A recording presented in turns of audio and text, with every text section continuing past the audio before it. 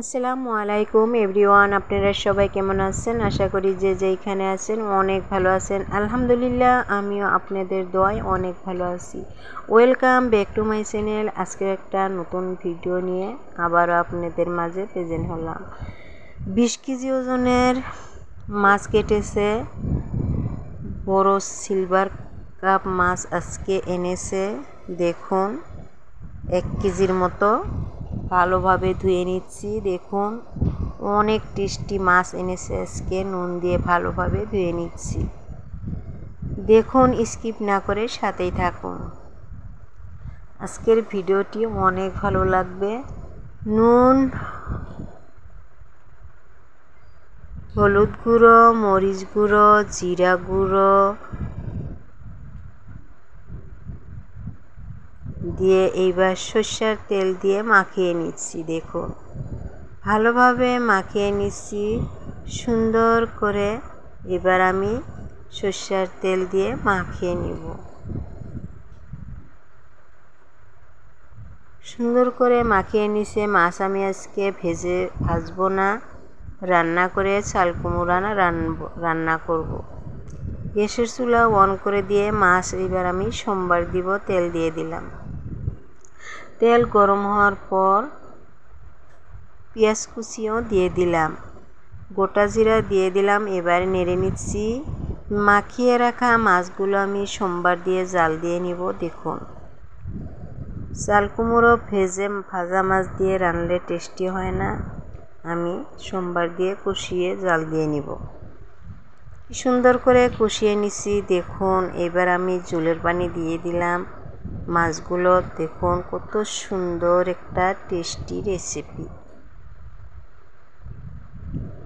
সুন্দরভাবে মাছগুলো আমি জাল দিয়ে নিচ্ছি। দেখুন আশা করি ভিডিওটি অনেক ভালো লাগবে। ভালো লাগলে লাইক কমেন্ট শেয়ার করে পাশে থাকবেন, সাবস্ক্রাইব করে বন্ধ হবে।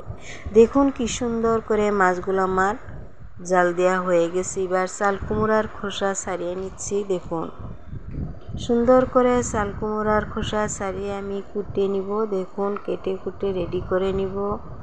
আমার চ্যানেলে যে নতুন এসেছেন লাইক কমেন্ট শেয়ার করে যাবেন। অলরেডি যে করেছেন তাদের অসংখ্য ধন্যবাদ। কি সুন্দর করে কুমড়া আমি কেটে নিচ্ছি। দেখুন কেটে ধুয়ে পরিষ্কার করে নিচ্ছি। দেখতে থাকুন, অনেক ভালো লাগবে।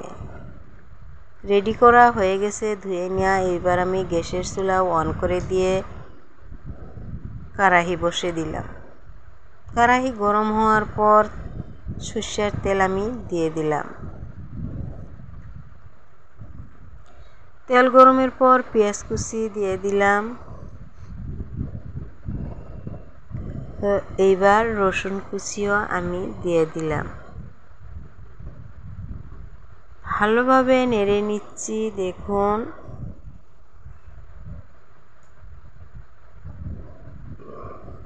গোটা জিরাও দিয়ে দিলাম।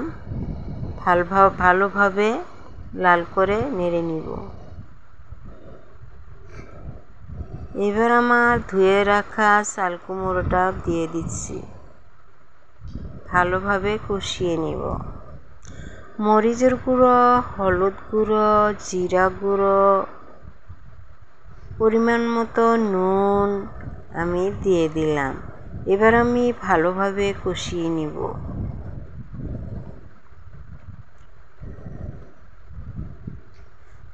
জাল দেওয়া মাছের ঝোল দিয়ে আমি কষিয়ে নিব। দেখুন ঝোল দিয়ে কষিয়ে নিলে অনেক টেস্টি হয়। ভালোভাবে আমি কুমড়োটা কষিয়ে নিচ্ছি।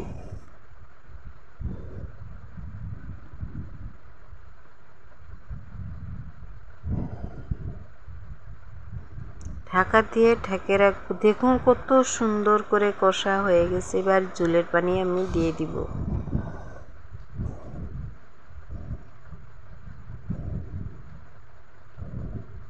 ঝোলের পানি দিয়ে দিলাম। এবার আমি ঢাকা দিয়ে ঢেকে রাখবো। দেখুন